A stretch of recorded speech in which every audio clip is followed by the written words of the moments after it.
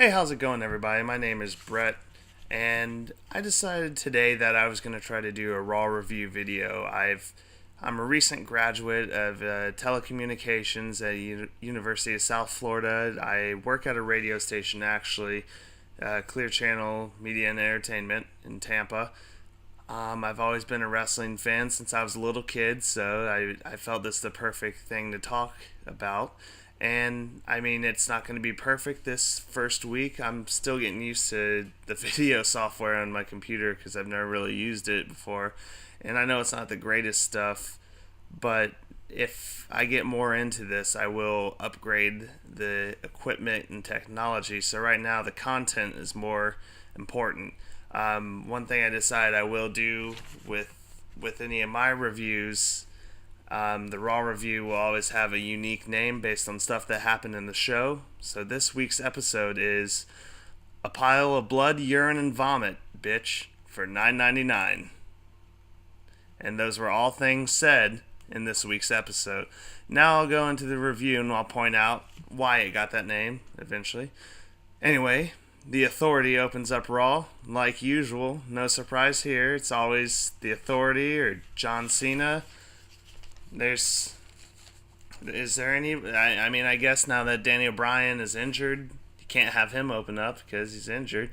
There's got to be something else they can do with that. I mean, all they did was go out there and just have Triple H say $9.99, $9.99, and then Jerry the King Lawler ran on with that for the whole 3 hours and couldn't let the joke die. Also, they all come out in suits, except for Stephanie McMahon, who's dressed really hot and kind of slutty, and Kane, who's dressed like Kane. But they both look so out of place at this group coming out. And then they're all talking in the middle of the ring. Bunch of people talking in the middle of the ring, and then somebody interferes. Roman Reigns comes down, and it's starting to look like an Attitude Era type of promo there. The only thing it was missing was cops surrounding the ring, and then it would have been just like the Attitude Era that everybody seems to want back. I mean, it was great back being a kid, but I mean, you got to move on eventually. Roman Reigns, he delivers a promo saying he wants Randy Orton now, and Randy Orton, of course, wants to fight, and then Triple H is like, "Oh, you can't do it tonight. You gotta wait till SummerSlam with $9.99." So he gives him Kane in a last man standing match, and that probably was my favorite match of the night. I mean, it's really the only match that was actually really worth anything besides maybe Ambrose and Alberto Del Rio. At one point, Roman Reigns does a gunshot thing like that. I don't know if that is PG. So I mean, I'm a big fan of CM Pulse's Raw reviews in WWE Universe mode. So as CM Pulse would say, I think the Attitude Era is coming back. Let's see. Match delivered on all the spots. You got to see Roman Reigns go through a table. There's the steel steps. There was chairs. There was the only disappointing part was it should have been Kane ended up getting speared into a chair, I think, Kane should have ended up getting speared into a table, and that's how you should have ended the match. Because I mean, when you do a last man standing match and it ends with just a Superman punch, which the ref botched. He didn't start counting while Kane was down. Kane laid down for a good few seconds, and the ref didn't even do anything. Then Kane got up, took the spear, and then that's when he started counting. But anyway, it was a great match. It was probably one of the better ones I've seen on Raw, especially being a stipulation match.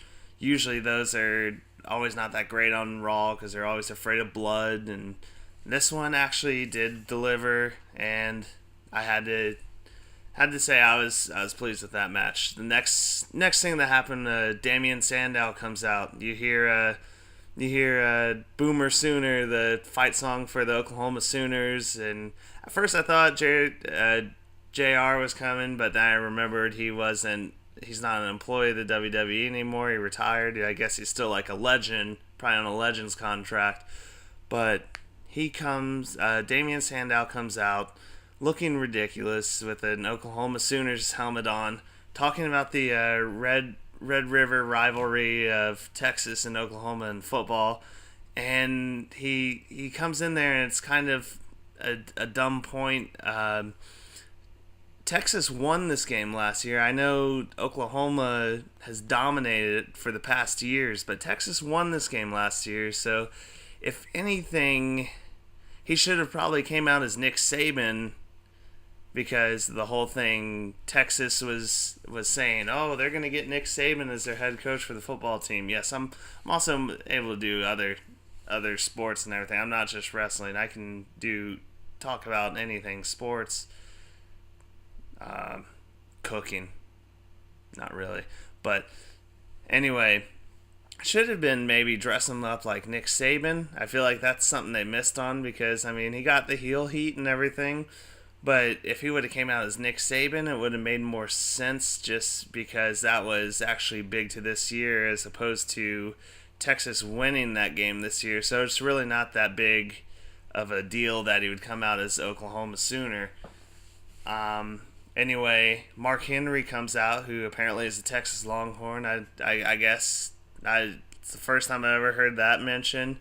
And, of course, poor Sandow got squashed. This time last year, we were setting up for a great feud with Cody Rhodes, Damian Sandow, and it looked like it was going to be for the briefcase. And then just one cash-in of the Money in the Bank briefcase for Sandow against Cena turned his whole career around. Now he's a jobber. He's the super jobber.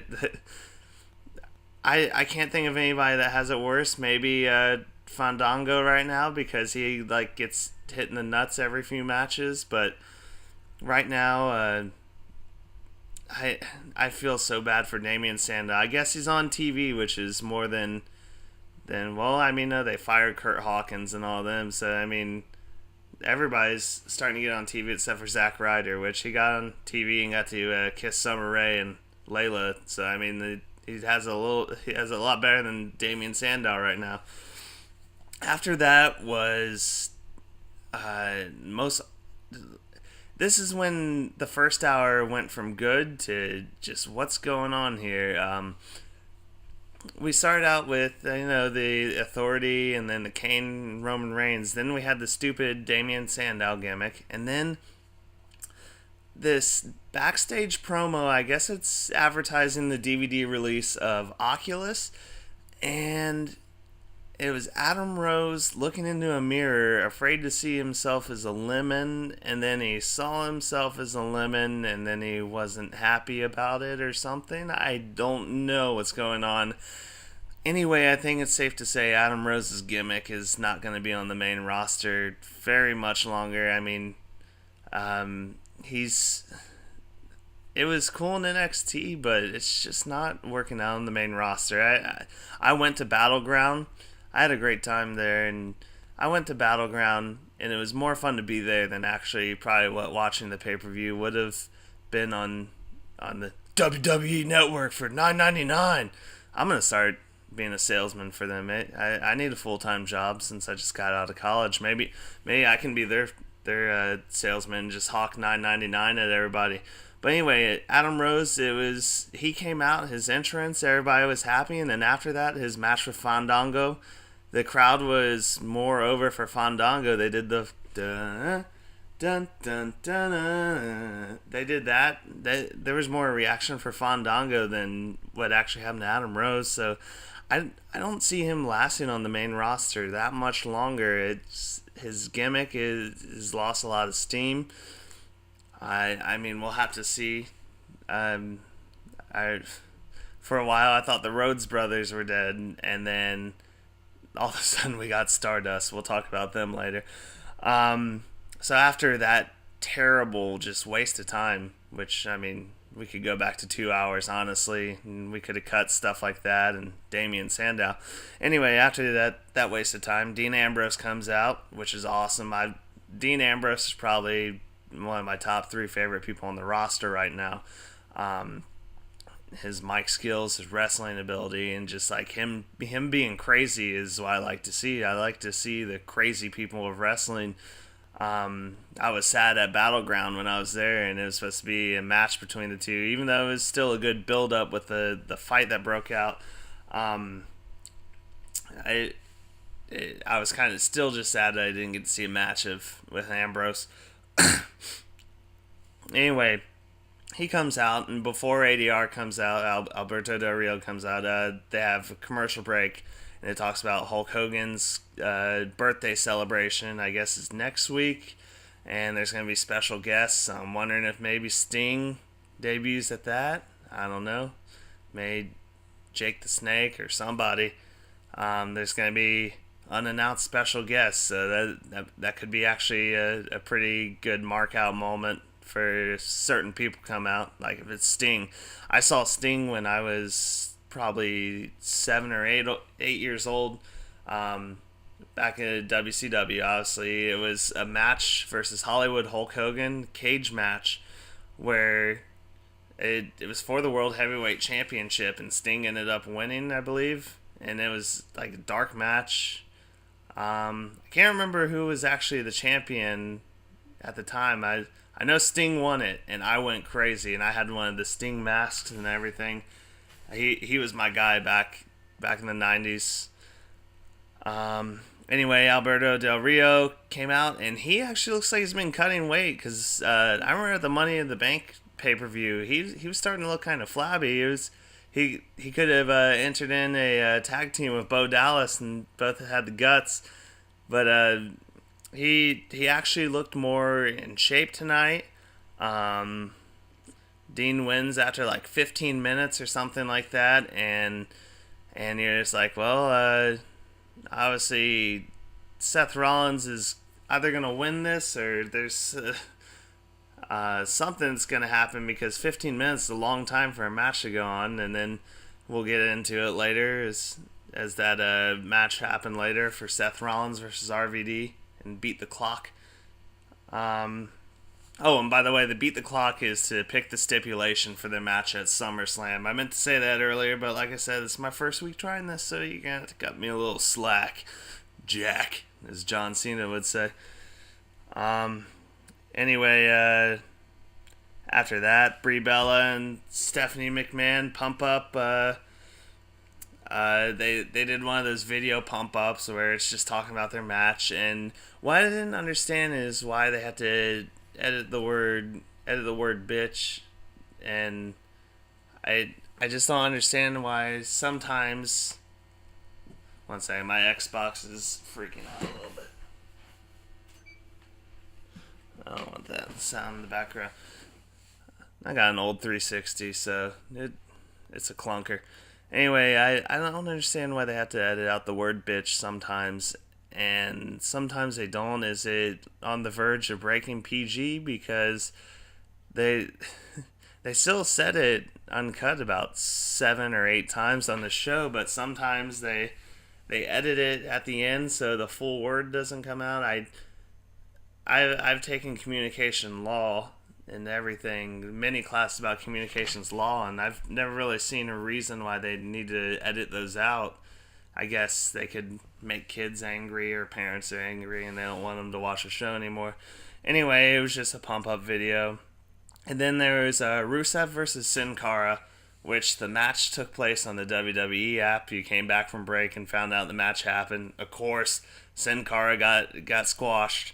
And then Lana cuts a promo, and it was featuring a tweet that actually happened this week, and it was a tweet from Dmitry Rogozin, and he's the deputy prime minister for Russia, and he posted this picture of Obama with a little tiny dog, and Putin with like a cheetah, and so they're making fun of Obama about that. And then, of course, Coulter and Swagger come out with the American flag, and they're going to have a flag match at SummerSlam, which is awesome. I've always liked that gimmick match.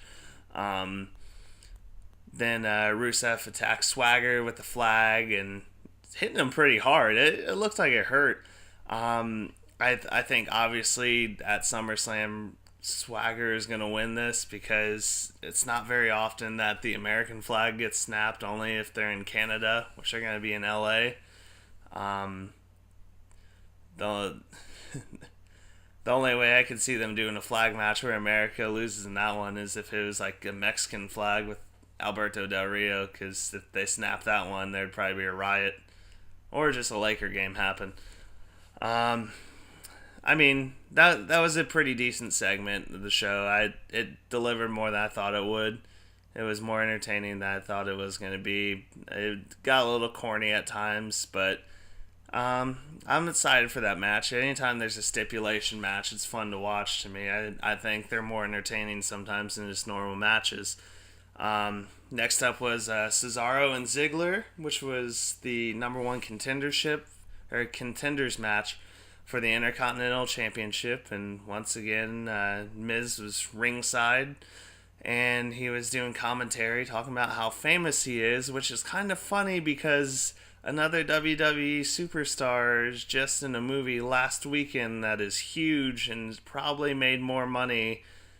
Will probably make more money from that movie than The Miz will ever make in his life, just from anything he's done. Because let's be honest, The Miz has been what, in the Marine 3 and the Marine 4, and aren't these like straight to DVD movies that, I mean, I've never even seen the Marine 1, and I consider myself a person that's a big fan of movies. I don't think I'm missing very much by not seeing any of the Miz's movie work. Oh yeah, and he was on like a Christmas show around Christmas time that was like a made-for-TV movie. Anyway, let's see. Cesaro ends up getting beat. Cesaro, I guess, is a jobber now. Lots changed in the past few weeks. So he gets with Paul Heyman. You think he's going to be on this huge push. And then he's with Paul Heyman, gets screwed over not screwed over, but like put in the small package by Sheamus, and loses at Payback or Extreme Rules, whichever pay-per-view it was. And now he's just a jobber. It's sad because he's one of the most talented wrestlers on the roster. He pound for pound probably one of the strongest people on the roster, and he's a jobber now. It's not one sucks to see worse than Sandow. Anyway, after that, there was a Paige promo backstage. It wasn't really that important. Just pretty much saying the same stuff that's been said since last Raw and apparently on SmackDown, because the promo sounded exactly the same. Then there's before that, there was also a promo for the Cena and Lesnar match, and this is where this review got its name. The pile of blood, urine, and vomit for $9.99, bitch. It got that name because there's a part in there, Lesnar's cussing up a storm, first of all, which goes back to how's it still a PG show? He's cussing up a storm, and then there's this part where he says he's gonna reduce John Cena to a pile of blood, urine, and vomit. And I just started dying laughing when I heard that. And I knew that was going to be part of the title of this review. Anyway, Stardust and Rybaxel, they had a match. Stardust wins again. No surprise there. I guess they're still getting a push, even though I don't understand that gimmick. They should have just had Cody Rhodes and Goldust face each other. It would have been more entertaining than what we have now. Kane unmasked in a backstage promo. So I guess we're going to get back to corporate Kane, or who knows. Jericho versus Luke Harper. And this match decided if Jericho won, the Wyatt family could not accompany Bray Wyatt ringside to the match at SummerSlam. The match ends up getting ended in DQ. The whole... And what am I trying to say? Sorry. The whole Wyatt thing with the happens. Bray Wyatt comes in the ring. I guess he hit Jericho in the throat, because it sounded like Jericho was like actually coughing and everything. It looked like Bray Wyatt got him pretty good. I After that, another pointless thing, which is why we need to go back to 2 hours for Raw. Um, the worst feud going on in WWE right now is the Layla and Summer Rae with Fandango. Fandango. Anyway, they come out with Diego and El Torito. And then Fandango comes out, which it was funny when Hornswoggle comes out dressed like Fandango and they're dancing and everything. But then Fandango gets squashed again. And Layla and Summer Rae go in the ring and start kissing the bull and kissing whoever they want to. And then Hornswoggle dances with them. And then Fandango attacks Hornswoggle. And then Torito jumps on Fandango again. It's like, man, this is the same thing going on each week. It's you can stop this now. Obviously, it's probably going to be a pre-show match. It's probably going to be Diego versus Fandango. I could see that. I mean, if they make it a gimmick match, then maybe it'll be interesting. But it's like, come on, move on now. Poor Fandango, he's broken down. No women want him anymore. Even he's a jobber now too. After that, my boy Bo Dallas, who actually used to live at my apartment complex when I went to USF and played beer pong with him a few times. He's a pretty cool guy. He would always come into the costume parties dressed up as a wrestler. You always knew that was going to happen. But it's so awesome to see him on TV now and everything. So, Bo Dallas, if you ever watch this, shout out to Boardwalk on Morris Bridge and Fowler back in the days when you were wrestling in FCW. I still remember. Bo Dallas wins and gets attacked by R-Truth, which usually this never happens when you get attacked in the WWE. You never end up fighting back and then knocking them out after they attack you. And I thought, this is going to be when the new Nation of Domination comes out. But it wasn't. They didn't come out the whole show. I guess, did they break up already? Anyway, there's a Bray Wyatt backstage promo where he says the same thing that he said earlier in the ring. RVD and Rollins beat the clock to decide the stipulation for Dean Ambrose and Rollins' match at SummerSlam. RVD comes out, and then the Authority made the decision that Seth Rollins has a new opponent, and it's Heath Slater. And obviously you think at first that Heath Slater's going to lose, and it's going to screw him over. But then you remember this, the WWE. Of course, Heath Slater's going to end up winning this match somehow. So then Dean Ambrose comes out, and he does the Alicia Fox gimmick where he just destroys everything and messes with the announcers way better than Alicia Fox does. And he rips the contract and the Money in the Bank briefcase. He pours soda in there, popcorn, and then puts JBL's cowboy hat in there. It was actually entertaining compared to when Alicia Fox does it, because that's terrible when she does it and a waste of time. Anyway, like I said, you have to know. All of a sudden, oh wait, this is the WWE. Somehow Heath Slater's going to get the win, and he does a roll-up pin. Heath Slater gets the win in the main event of Raw. Heath Slater is a main eventer. And he's terrible at rubbing on the tanning lotion that he does because he looked as orange as his hair. But he's a main eventer. The IWC can't get mad tonight. He won. He did it. He's next WWE champion. Easily. Anyway, we will move on to the last segment, which sucked at first. It was a contract signing between Stephanie McMahon and Brie Bella. And Brie Bella had the mic for way too long. Brie Bella on the mic was like listening to a whole Nickelback CD. It was, just dragged on. Kind of like this first video. I realize I'm going a little bit long today. And I promise I'll work on that. I'll get these videos shorter. Don't you worry. But anyway, Brie Bella on the mic. Blah, blah, blah. How was it like in prison? Blah. The same thing I said. And I was just like, watching that, I'm just like, stop. But anyway, it got better once Triple H shoved the desk they're signing the contract into the side and pinned her down. You know, Triple H was loving every bit of that. And then Stephanie McMahon goes up to Nikki Bella, who's in the ring, and does a beautiful pedigree on her and destroyed her.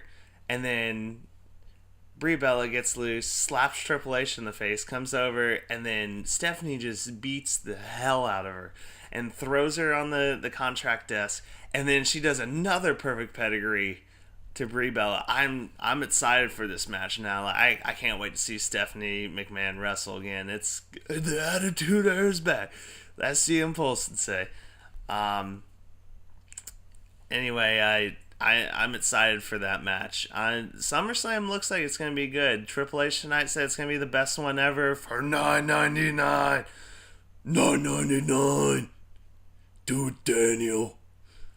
But anyway, I don't know if it's the best one ever, but it's certainly going to be a great card. And I'm going to end it here before this gets anywhere near 30 minutes. It's already close.